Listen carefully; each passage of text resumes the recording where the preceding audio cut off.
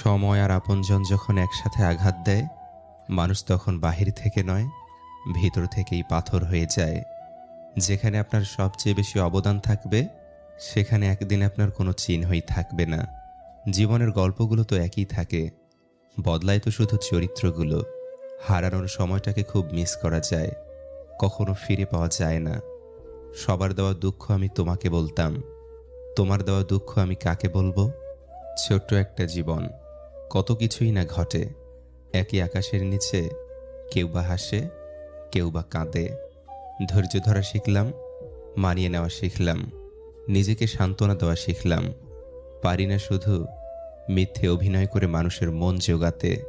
আসলে কি জানেন, বেশি বিশ্বাস, বেশি আশা ভরসা আর বেশি ভালোবাসা মানুষকে কষ্ট আর দুঃখ ছাড়া আর কিছুই দিতে পারে না।